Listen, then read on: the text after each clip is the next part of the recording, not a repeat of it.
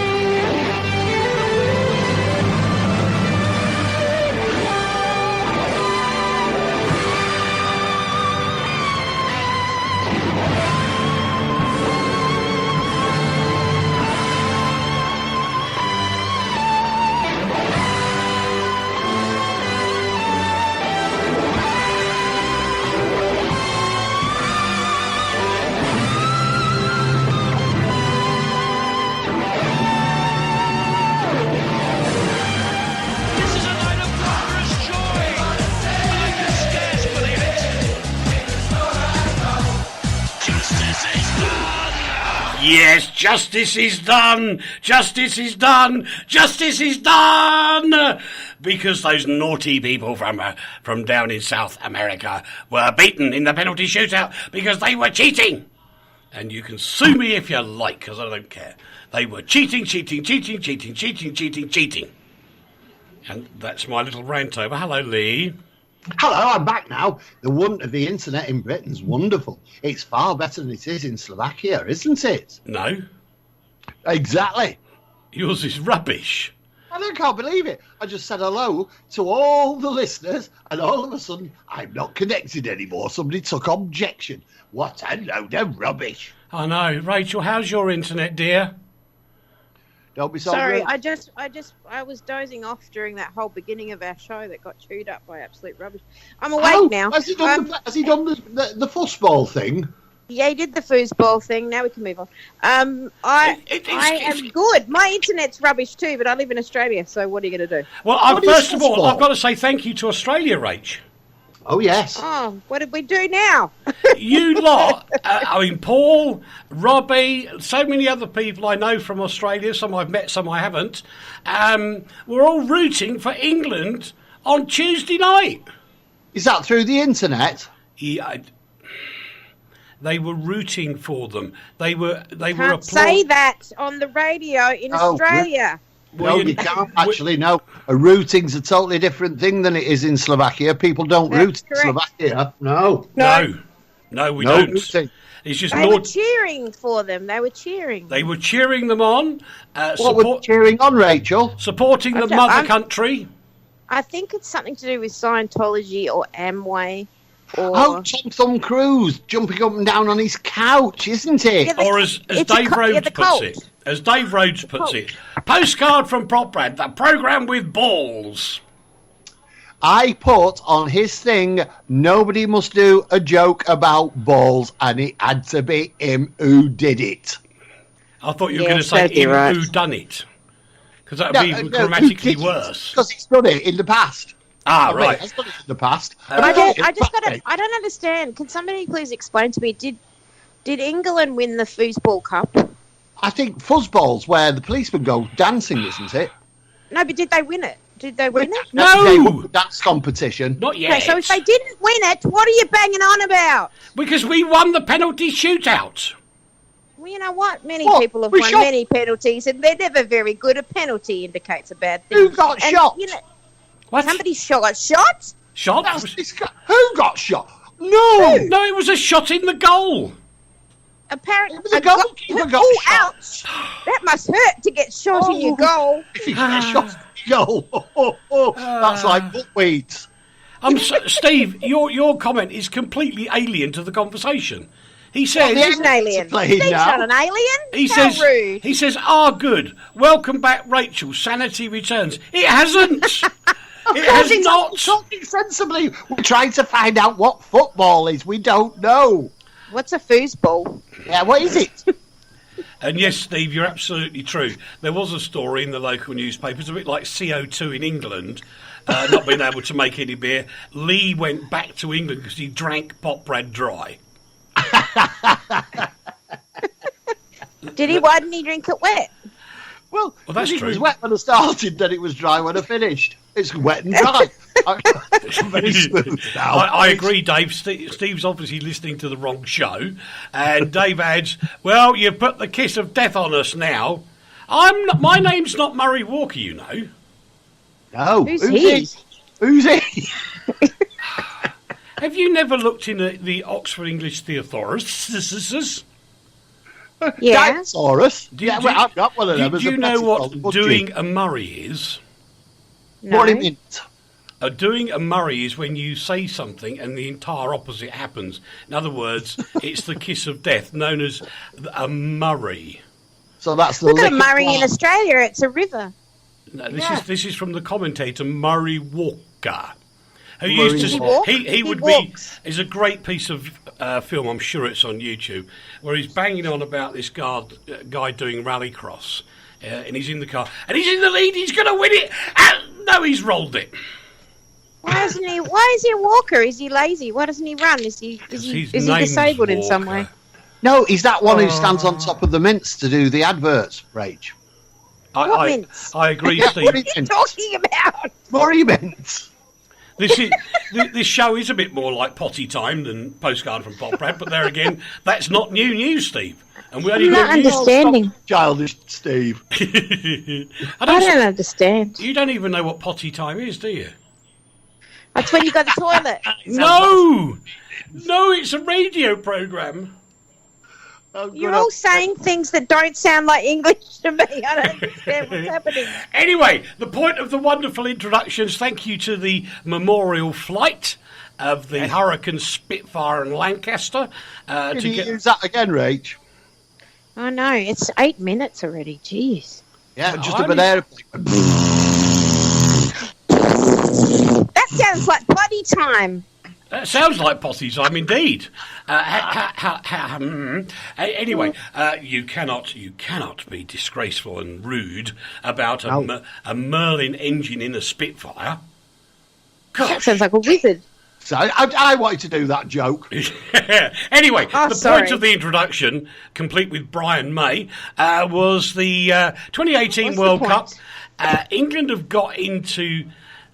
Well, they got through the first shootout game, and the funny thing is, just to all the naysayers out there who go, I don't like football. it shows you how popular it was in the UK. It was seen by 24 million people. So did Meghan and Harry's wedding. It was much more interesting. Actually, I don't not like football. I just don't care. I really don't understand care. it. I don't understand. It's 22 men in the shorts. Here we go. If they were dressed like that in a public toilet, they'd all be arrested. I think, Right. Yeah, they would. Yes. You know, and Robbie's football. Robbie's trying to educate me, and apparently it's Sweden versus England. Yes, it's Isn't true. that like What it's is? like ABBA versus Rick Astley. Well, No, I think it'd probably be ABBA versus the Beatles. What's the a Beatles. Beatles? Has anybody under the age of 30 ever heard of the Beatles? Eh? Yes. Apparently not, and they can't give a yes or no answer if they were. Anyway, two other things happened. For decades, England have never ever won a World Cup game broadcast on the commercial broadcaster in the UK called ITV. It's the first time in over the last 20 years that an England game has been a victory. And so the curse of ITV is now off, and the second record is 3.3 million watched online via the ITV hub to the football as well, which is a record for anything. So they didn't watch it live then? Yes, they did. Well, you can watch it live on the hub. I'm only checking. Yeah, don't need to be so churlish, Uncle Eric. Yeah, honestly. But he's supposed he lives. I don't even live there, and I know. Oh, Where? we don't In the care. You don't We care. don't care. Anyway, good luck to Gareth Southgate and the boys tomorrow. I'll be flying the flag. England, England, England. Come on, just That Southgate person, what band's he in? Is he in Boys Own? Yeah, It is, isn't it? I think so. So he's They had some lovely tunes, didn't they, Uncle Leigh? They had some lovely tunes. They did, and they dance with policemen. They do. Yes, in their shorts. All in unison, very cleverly. And they have those special shoes like old people do, so they can't slip on the slippy ground, don't they? That's true. We're gonna that's need some it, of those shortly. Well, not you, Uncle.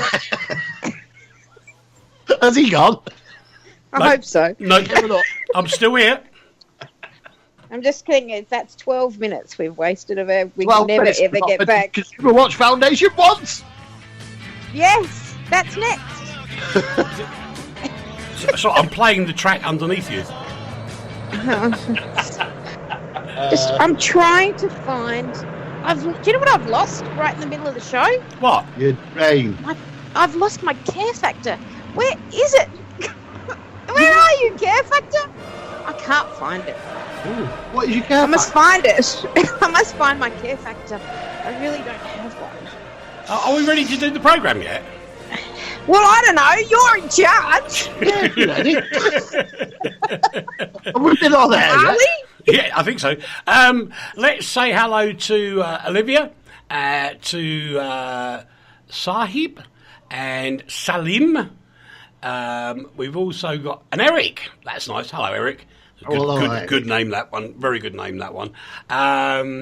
Soren is there as well. There's lots of new people joining us. And I have to say thank you to our old friend Ahmed A is there as usual. And I have to say thank you to you now. Amazing, you lovely people liking us. Eric's speechless for once. Savour that moment. Yeah, that's true. Says that. Thank you very much. Was that Martina? No. What was it? Was it a secret? I'm going to leave it a secret now because I'm deeply hurt. They must be in witness protection, Uncle Leigh. Dobrý den, Vicky. Ako Samasha. And hello to Steve Spriggett has joined us as well. Lots more people joining us, and I'll say, Sean Moore is there as well. I've got to say thank you to Finn for his show, which was absolutely fabulous as always. You did that at the beginning. What? You, No, we were busy at the beginning. Yeah, you're in love with a whole it. bunch of music and stuff. Yeah. And foosball. You worry, don't you?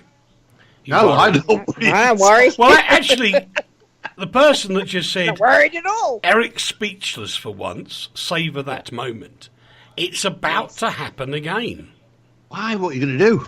I'm going to hand over the reins of the show on a serious subject for a moment. Yeah. To Rachel, who is going to be talking about a terrible problem that people have to put up with, because I've had my late father died of cancer, and although it didn't stop him right till the end, it's very true what people say.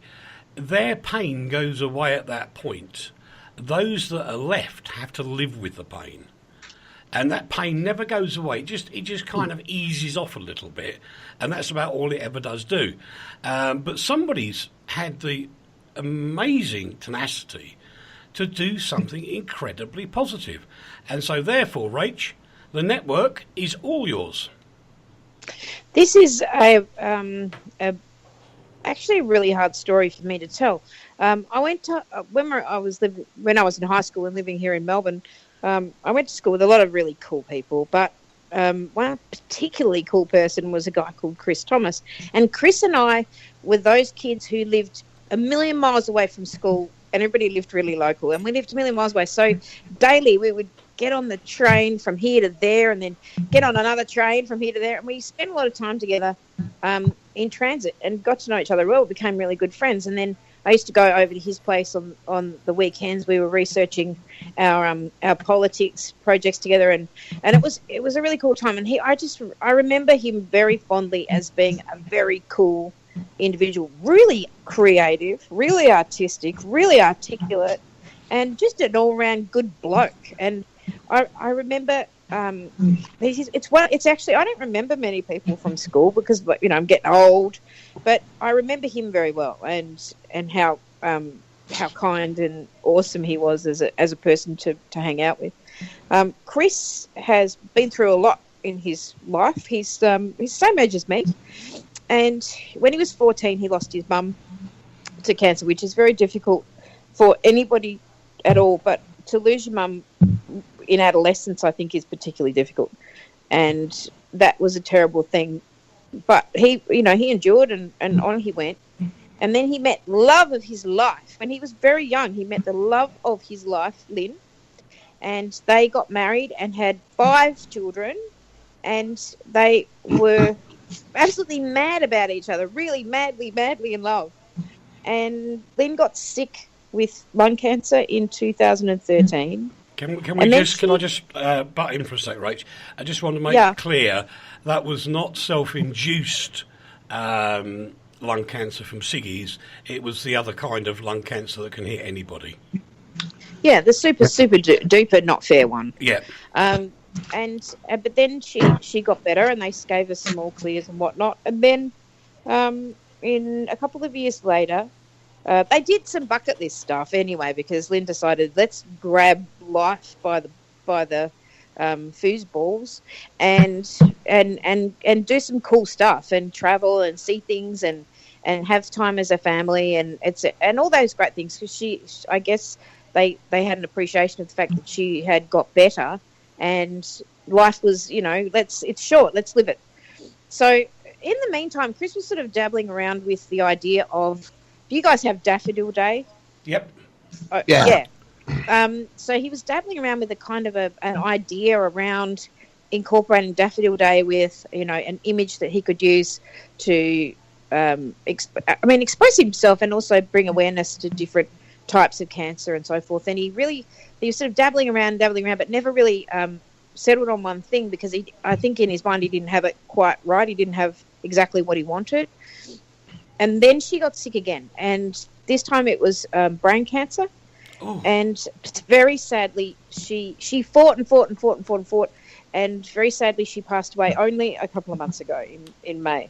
The thing that is extraordinary about Chris is that I never knew any of it. I never knew a thing. He didn't, people get on Facebook and moan about stupid things like, I've got the man flu, or I've got a cold, or my car broke down. I've done it. You've done it. We've all done it. And not once did I see anything that would lead me to even imagine, because Chris and I went out of touch for a long time, as people do, and then you reconnect on Facebook and catch up, and you find people and whatnot. But he then, so I don't know, something happened inside of him, and he ended up really arriving at this idea of fight cancer, and has produced this beautiful image of two red boxing gloves with a daffodil. And it's, fight cancer. And now what he's done is it's hard to explain on the radio, but Leigh's going to cover all that. But he's now got a link to his Redbubble page. Are you guys familiar with Redbubble? Yeah. Well, I am now. So you put your work or your art or whatever onto Redbubble, and then you can make cool things like T-shirts and mugs and notebooks and so forth out of that image. So he's got a Redbubble page, which is redbubble.com/people/CM Thomas. Uncle Leigh will tell you about that. And Rach, can you do that again? Rach. Yeah. Can you do that again slower, please, so people can actually write it down? I was going to do that, but I also want people to go to Consumer Watch Foundation, but I will slow it down. Redbubble, one word, .com /people/CM for, Marcus or I don't even know what his middle name is. Charlie Mike, Tango. There you go. Hang on, I'll do it for you. Charlie Mike, Tango Hotel, Oscar Mike, Alpha Sierra. CM Thomas. Yeah. So what happens now is that if you order something from Redbubble, I've already ordered notebooks because just so I can say I have one. I knew him when. And what you would do is you order those, and then Redbubble take whatever they need to produce the product, and all the profit that Chris makes is going into cancer research. Good man. What a guy. Yeah. I know. What a guy. And it's only 2 months since she passed. I am, first of all, extremely grateful that he's allowed us to tell this story. Very grateful. And I also think nobody knows how they would react in that situation, but he's just stepping up. And I know he's got 5 children, and he needs to, do what he's got to do. And in the meantime, he's allowing his art to speak, and it's just a really inspiring story. So if you think you have it bad, you just don't. No. And it's really okay. And please, please, please support this. And now, Uncle Leigh. Yeah, it's Rachel's really told the story extremely well. All I can add to it is that I contacted Chris on Tuesday, I think it was. No, Wednesday of this week, and said, would you like to tell your own story on the pages of ConsumerWatchFoundation.com? And he wrote back saying yes, he would. And he, the day after, we received his full story of all the awful things that have happened in his life, but all the way through. His story is this sense of humour, this sense of pride, and this sense of carrying on. And he told us what he's done in the past. He's worked as a forklift driver. He lives on the outskirts of Melbourne. Like Rachel says, he's got 5 children. And the Consumer Watch Foundation has published his story in his own words. And what he's done, very kindly, is supply us with some really very moving pictures of him and his wife Lynn, pictures of his children, pictures of his wife going through some treatment. And go to that page on the ConsumerWatchFoundation.com. It's the lead story on the page. It'll be the lead story for the whole of the weekend and probably on Monday as well. And read the story, read what he's got to say, take some good and positive thoughts from the way he's presented his story and what he's gone through. Click on the link at the bottom to Redbubble and buy some of his work and let him give it to something which might help us all in the future. Let's face it, we wake up every morning. I don't know if you're the same as me, but I check every bit of me mentally. I see if I'm well. Then I get up on with the day. One day, you might not wake up and feel well, and it could be this dreaded thing that we've been fighting for decades. And Yeah, just do what you can to beat this disease and help Chris through this time of bereavement and sadness by supporting him. His artwork is good, there is no doubt about it. He's wanted to do this for a long time, but it's there in the story. I'm not saying anything more. It's all there in the story. Go and read it. It's in Chris's words. I've changed the odd comma and a little bit like that because he wrote it so quickly. But it's there, and he's got pictures of every step of his life. It's a beautiful piece of writing, and it's a beautiful story with a very tragic centre, but with hope. Wendy is sending lots of love. Thank you, Wendy. Steve is one of the Steve. I've got too many Steves now. Steve is asking, can we share the link after the show? We will do. We'll put it on the RTI page on Facebook. It's on the Consumer Watch Foundation. It's not going to be too difficult to find. We'll plaster it about as much as we possibly can. Steve Hicks says, good show, first time listener. Well, nice to have you with us, Steve. Thanks, Steve. And the other Steves, hope you enjoy the show, Steve. They're often a bit mad, but sometimes they do important stuff as they're doing now. It's kind of true, actually, mate. It is kind of true. And we move from something that... Thank you to Rachel for bringing that to us. It was worth the investment in time because it's a wonderful thing. And this is RTI and CWF carrying on in the same vein. And this time, I'm going to have to keep shutting up.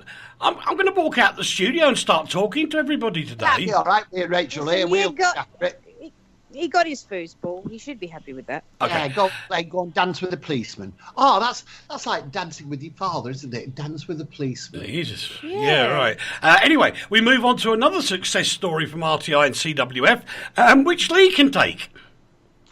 Yeah, it's a good story. If you remember, last week we did a story about Kyle Wiltsher. See if you can make a connection with those names. Well, there's a third. Leigh, there is a third connection. There's a third because Caroline Wiltsher is listening to us. I know. I'm Caroline. going to bring her in. She was my dropped intro. Oh, right. Yeah, that was rude. No, it isn't rude at all. That's a journalistic term. Yes.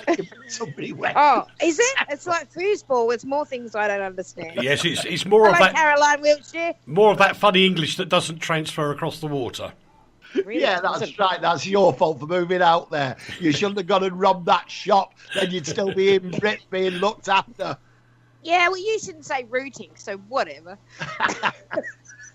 Anyway, so this motorbike, Kyle's motorbike, he was volunteering at a church in Orpington, right? And Bromley. he left his bike. Bromley. Is that not near Orpington? It's close, but... Well, I'm close enough. I'm a journalist. That's pretty close. Yeah. Caroline says hello, by the way. Hello, Caroline. Hello. Yeah, thank you for your message. I'm going to tell all the lady and gentleman listener about it in a minute when he shuts up. Right, so he had his bike stolen. What? We had the CCTV of the thieves sneaking the bike off. Now, they weren't really sneaking it because there was a playground full of kids across the road and there was a bloke in a car coming towards them. Anyway, they just nonchalantly nicked his bike, wheeled it off, and obviously it's an important thing because of all the bikes that are being stolen in London and all the crime that goes on involving bikes. It's an easy getaway on a bike. You can nip off down the alleys while the police are trying to chase you in the cars and all that kind of thing. Anyway, incredibly, we published a story at the Consumer Watch Foundation. We did the piece with Eric on RTI FM, Pirate Radio in London, Naughty Pirate Radio, put a piece out as well. And lo and behold, Kyle's bike was found. Not only was Kyle's bike found, the other bike was found that had been nicked a few minutes before. So we did something that's never been done before. The police can't do it. Nobody You solved a crime. Yeah, we actually solved a crime. And Brilliant. Yeah, Caroline, and this was my dropped intro. Caroline will understand what I mean. Caroline Wiltsher, see if you can make a connection between that name and somebody else on this show as well, wrote to... Kyle? And yes, and that somebody called Eric. There's somebody called Eric as well, isn't there? What's he called? Eric Norma. That's Eric it. Kyle. Eric Kyle. Yeah, brother of Jeremy. And yeah. Oh, God, I forgot. That wrote to me. Right. Explaining what had happened. And thank you, Caroline. Next week, we're going to do a story on the Consumer Watch Foundation. How many times do you think I've mentioned it now? Too many. Good. No, we're going to do Do the foosball. Foundation, right, saying what happened exactly, because I think it is an important story where people are getting the bikes nicked left, right and centre. They're being used in crime. You can solve it by getting in touch with people like us and telling the story. We found his bike. It's a bit broken, sadly, but not badly broken. It cost a couple of £100 to get mended. And I'm sure somebody with the name of Wiltsher or something like that would help out, you know, if Carl, if you asked them that. Anyway, just to say, and it was a very spooky situation, because in the throes of moving last Sunday, I had this bonkers idea of coming to I don't know, it was like a magnet drawing me to the studio. I thought something had gone wrong. But I looked around and I thought, no, that's all right. So I thought, I don't know. And I was drawn to the work computer, turned Facebook on, and there was this message from a guy in Orpington referring to the piece we'd put out on the show. And Which is near Bromley. Yeah. And I thought... Consumer Watch Foundation. Renaming them Criminals We Fell. Yeah. And I don't know, I honestly can't tell you why that process took place, but it did, and I'm pleased it did. Yeah, and it's a good thing. And really, honestly, we're not blowing... Well, we are blowing our own trumpet. We're pleased that we managed to solve a problem. That bikes go missing all the time. The police, unfortunately, because of the circumstances that they're in and the cuts and all the crimes that are going on, can't really cope with it. And these bikes very often are used in awful crimes like acid attacks, stabbings, just robberies. There was that comedian, whatever he's called, he got robbed by a couple of blokes on a bike. There was an awful video last week about a mum walking along the street with a child and two bikers that approached her. People thought they were trying to kidnap the kid, but it looks like they were actually trying to rob the mother. And it happens all the time. But we, in our own way, and it's not bragging, it really isn't bragging, but we managed to stop that bike being used in another crime. Yeah. So all I'm saying, the only reason I'm going on about it, and I know Eric feels this way as well, and Rachel, that if you do something, if you become proactive, if you actually do something about something that's happened to you, something good probably will come out. Exactly. You can't sit there and wait for it to all happen for you. You know, if you get hold of Leigh, Leigh and I and Rach are so easy to get hold of in the modern world. If something particularly, if something happens, well, not me. Well, that's true. But, the fact is you can reach any one of the three of us if you've got something that needs to be highlighted. And, as is this week, it can be everything from a cancer appeal through to a stolen motorbike appeal. It doesn't matter. If it's a good thing for the people, we will fight your corner for you. And the thing is, boys and girls, and Rachel's going to kill me for this, we've all got big gobs. Why am I going to kill you for that? Why? Well, she hasn't got a big gob. That's terrible. I've got the biggest gob of all of us, I reckon. She has, actually. Actually, that's what Robbie said. She's a bit gobby. Oh, sorry, That's because I'm little in stature. I have to make up for it by having a massive gob. Yeah, she's about 4 foot nothing. How many balls could you get in your gob? That's rude. That's in footballs. It was just so bad. I don't care enough about footballs to wonder. Are you a Steve McQueen person that can put lots of eggs in your mouth? No, but I can go over a barbed wire fence with a motorcycle. I'll give you the hot tip. Yeah, well, that was actually thingy Newman. Oh, it was Newman, wasn't it? Sorry, yes. Anyway, to hell with it. Would you know what? I'm going to make an executive decision. What? We're not doing dead people? No, we're not doing an ad break.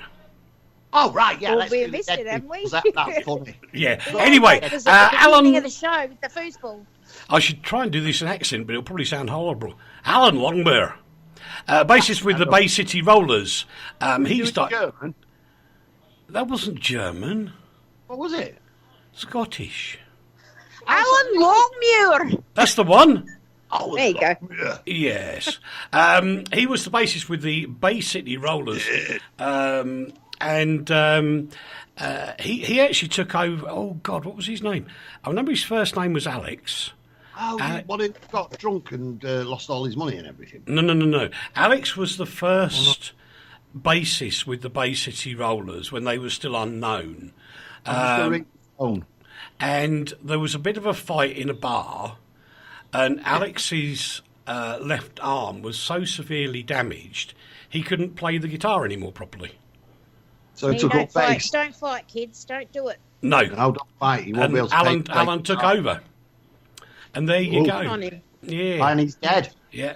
That's And a terrible way for you to rise to fame, though, isn't it? At the cost of somebody else's terrible misfortune. yeah, but no, that's okay because he was a plumber once, and we like plumbers. Yeah, we do. Yeah. And carpenter. They do it with pipes. Yeah, Mark behind the back. Oh God. She's on fire. Dear, oh dear, oh dear. Anyway, poor old Alan's, sadly passed on. At the age of 70, he's dead. Not bad. Peter Firmin, the creator of Bagpuss, Nogging the Nog, and That was really good. the Clangers. That was a French clanger, wasn't it? Well, could have been a Bedfordshire clanger. A Bedfordshire. Up the stairs to Bedfordshire, you clanger. No, it's a food. What's You're a food? saying things I don't understand. A Again. Bedfordshire clanger is a food. What sort of a food? It's made with, okay, recipe time, suet pastry. Ready, Rach? Yeah? Yeah. Right, so you need to roll it out on a flat thingy, and Yeah. you roll it up like you would do a Swiss roll when you get there. On one side, you put meat, potatoes. Yep. In the middle, to split it, so it's a really long stick, like a French stick, you put another piece of suet pastry. Yeah? Yep. In the other side, you put jam. This is about as interesting as football. Jam and meat. They don't know. That's why you have the bit in the middle to stop them going together. It's on your steak. Right? You then put That's it. lazy to me. You should just have two separate sandwiches. One for No. meat It's and one because for it goes. It's a very old thing, and guys used to take these into the fields when they're working on the farms, so they could eat the meat at one end, then have the pudding, and the little bit on the end they used to throw away. Didn't get dirty. That's why they use that. That's why they crimp the tops of Cornish pasties. Yes. So you can throw that bit away. Yeah, as well. exactly. Oh no, we have another plumber, Steve Hicks. Hello, Dave Steve. Hicks. Apparently, he's a plumber in sunny Suffolk. Steve, are you a self-employed plumber?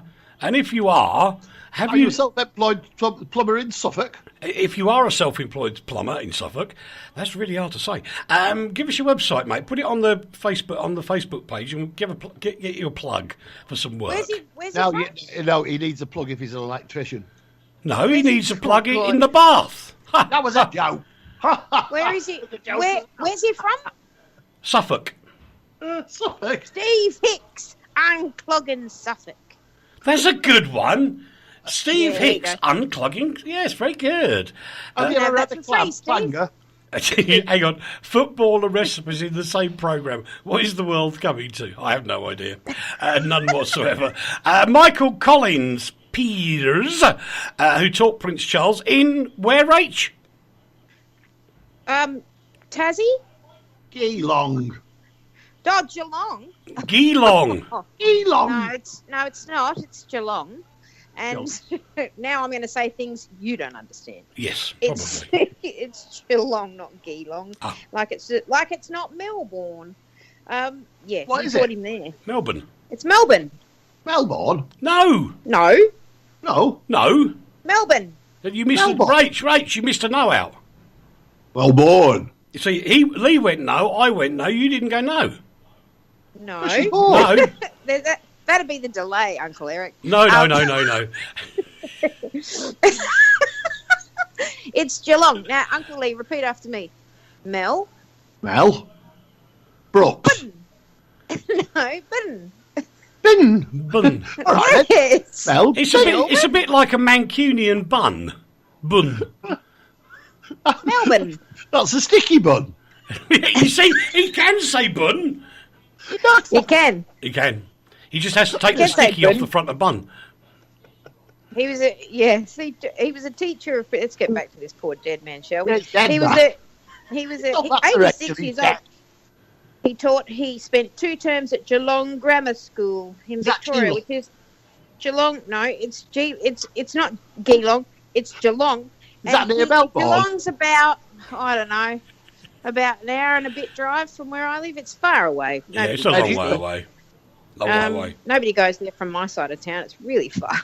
I know. And he died. All right. Anyway, the young Mr. The very young Mr. Hicks says, no website, but plumbing and gas work, no time for website. Do you know what, Steve? This is absolutely true.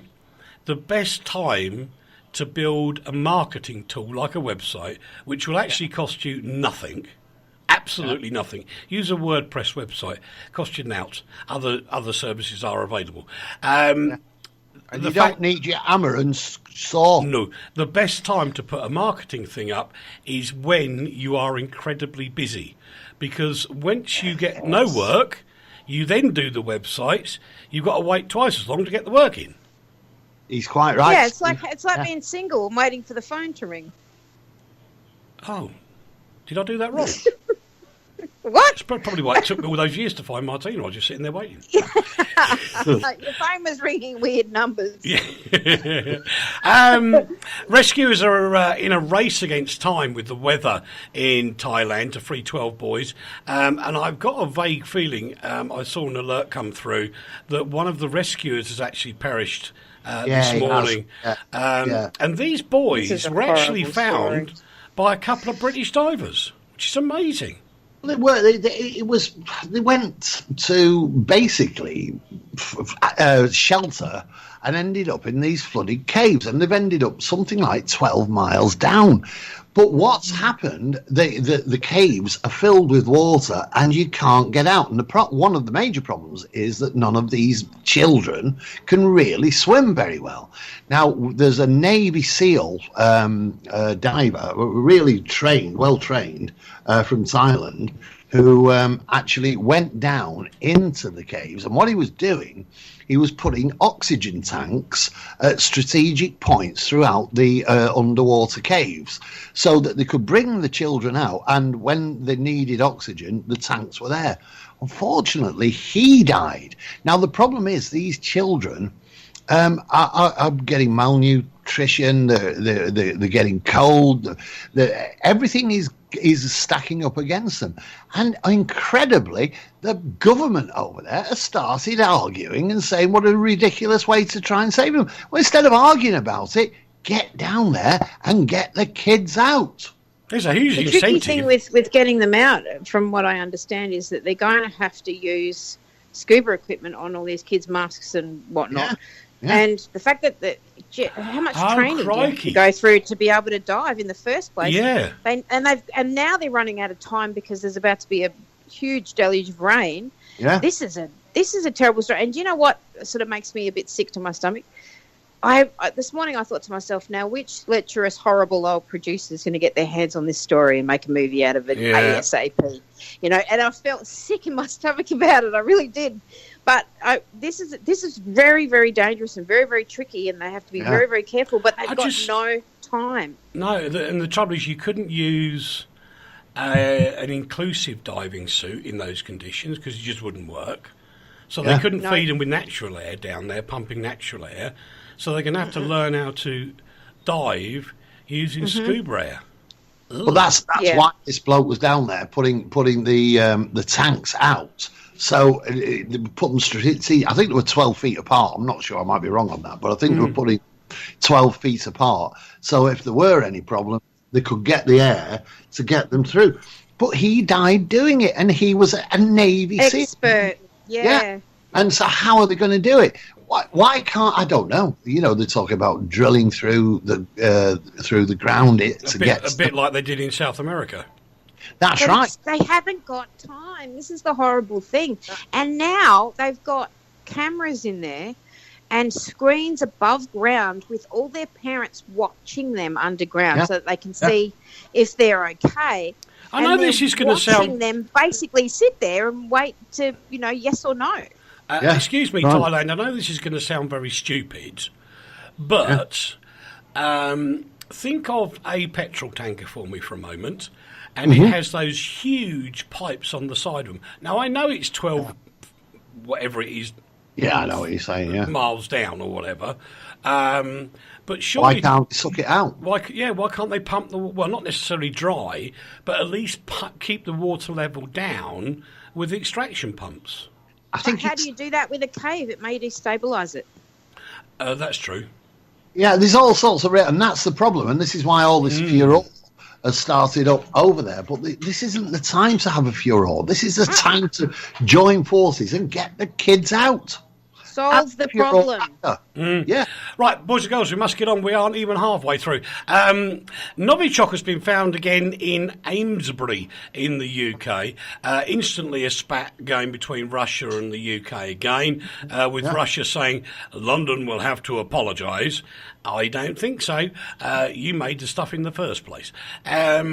So there is an argument that Britain was making it as well. Oh, I know that. that. But it all sort of fits in that these people went to where the first Novichok attack was taking place, and so it's If it looks like a duck and it walks like a duck and it quacks like a duck, it's probably a duck. Don't smoke. A chicken.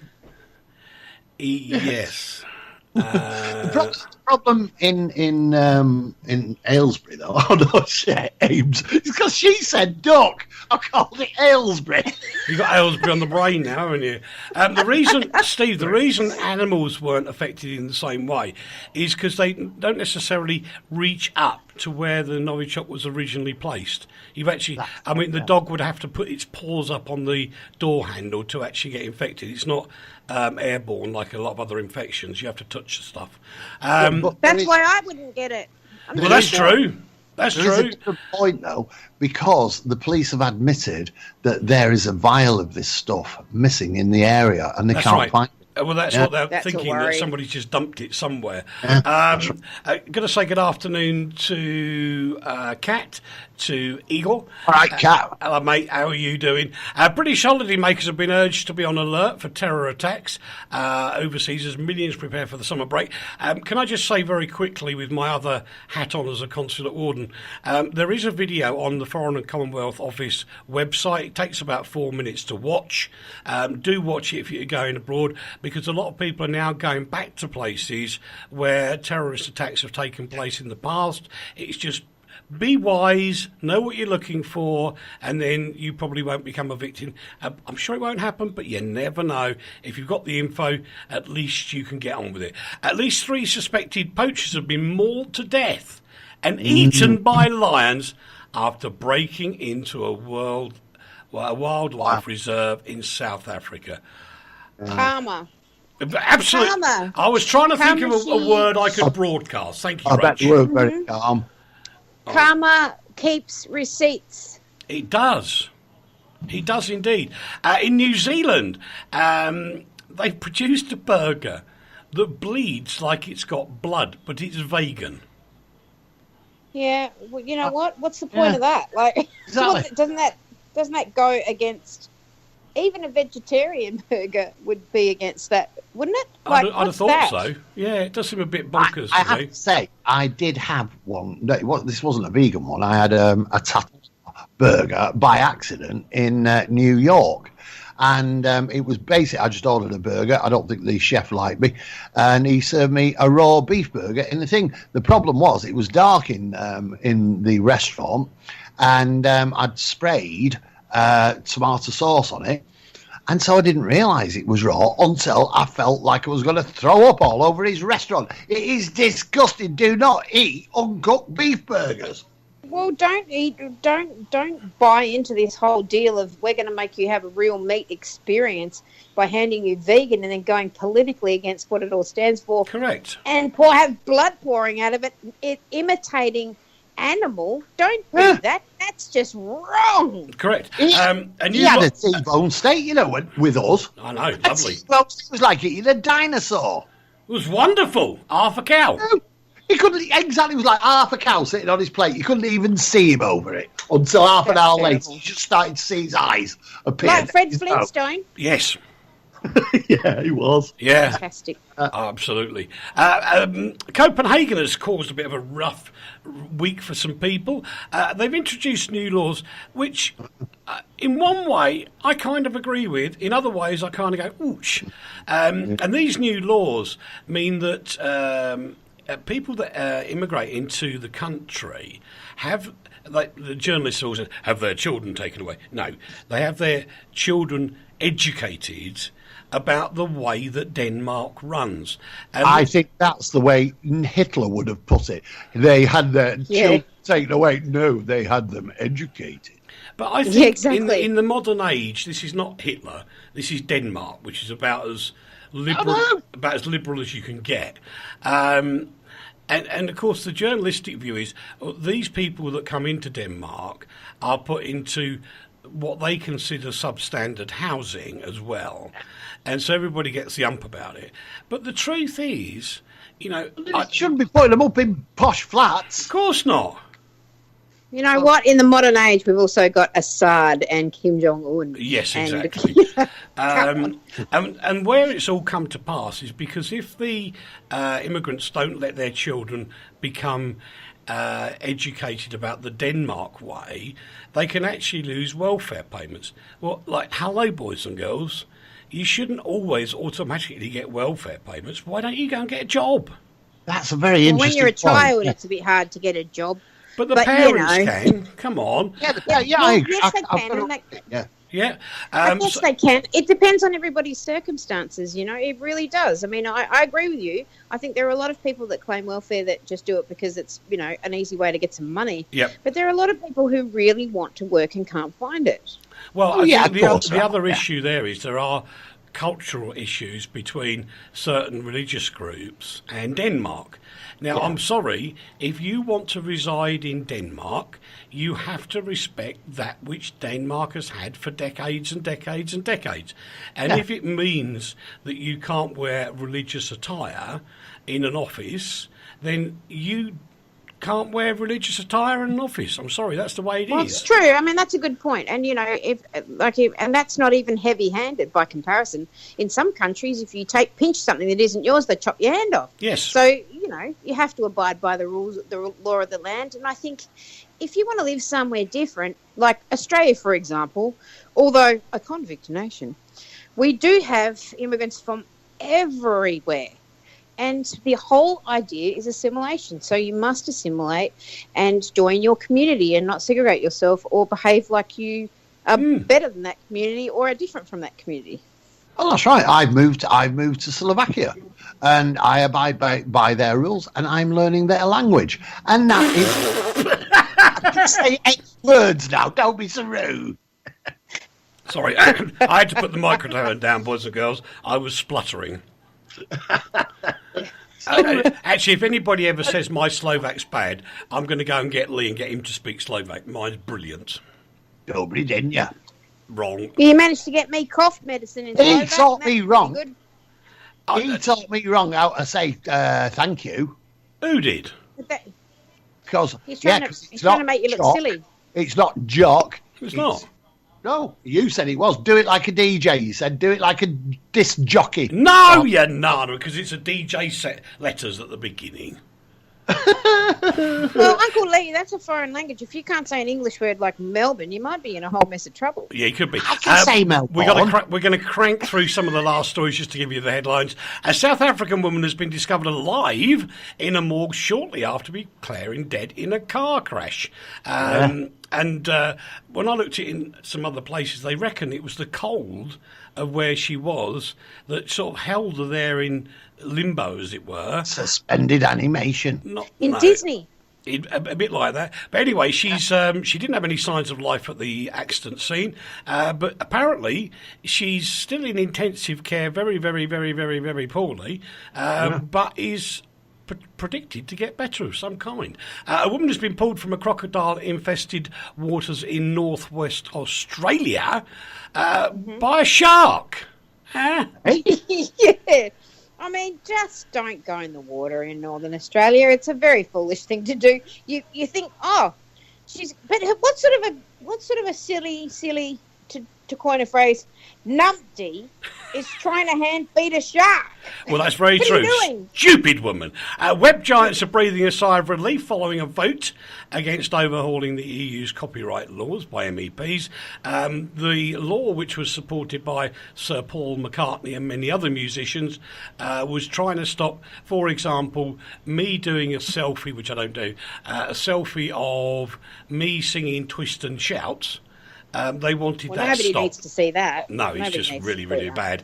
Samsung phones are allegedly, I haven't seen it myself, sending photos to other contacts without their permission being granted, according to reports. We leave that one wide open to see if it ever gets justified. And finally today, a businessman who paid £72, not the first time I've heard of this, to leave his £100,000 Range Rover with an airport meet and greet parking service, came back to find he'd done 50 miles on the clock and he got a speeding ticket and he wasn't even in the country. That's Ferris Bueller's Day Off. That's Ferris Bueller's Day Off. It's genius. Yeah, it's Ferris. You tell me you know that reference, Ferris Bueller's Day Off. Well, I know that. Yes, it's not a foreign language to me, dear. But yeah, I just think it's so funny you got a speeding ticket as well. And finally, a new EU report's come out this week, which is interesting. The report is called Brexit in Context. And every news programme that broadcasts has Brexit on it somewhere. But the interesting thing is 29% of the entire EU 28 TV channels actually emanate from the UK.